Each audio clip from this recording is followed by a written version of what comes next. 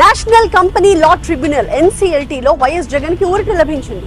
షేర్ల బదిలీని నిలిపేస్తూ NCLT ఉత్తర్వులు ఇచ్చింది. సో ఇది ముచ్చట. మొత్తానికి ఈ ఆస్తి పంపకాల సందర్భంగా మన పచ్చ మీడియా మొత్తం జోక్యం చేసుకుని బాబా ఏమన్నా ఏడుపులు పెడబోపాల.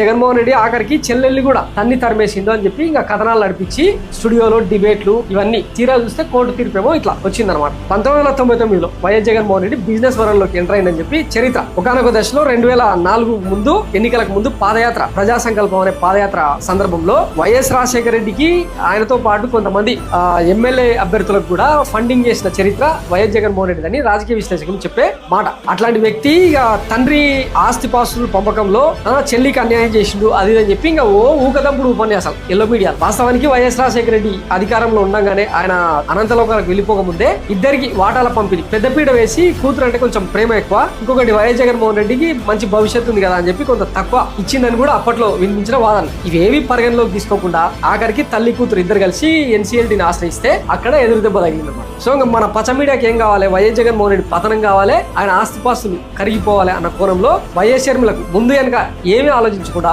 మద్దతు ఇచ్చిన దానికి ఇప్పుడు ఏ చెప్పుతో కొట్టాలి ఈ ఎల్లో మీడియాను? ఆఖరికి ఇదే పదే పదే చెప్పేది ఏంటంటే కోర్టులో ఉండే కేసులను సిట్టలు విచారించే అధికారులను వీళ్ళందరినీ పక్కన పెట్టి వీళ్ళే స్టూడియోలో కూర్చొని పేపర్లలో కూర్చొని ఇష్టారీతన కథనాలు రాస్తా ఉంటే ఆఖరికి ఈ షర్మిలకు పాపం జగన్మోహన్ రెడ్డి ఎంత అన్యాయం చేసిండో కదా అని చెప్పి రాష్ట్రం చర్చించుకోవాలి. 2024 ఎన్నికలకు ముందు ఇది ఒక అంశం అయిపోయి కూర్చున్నారు. సో ఇప్పుడు బాగైందా?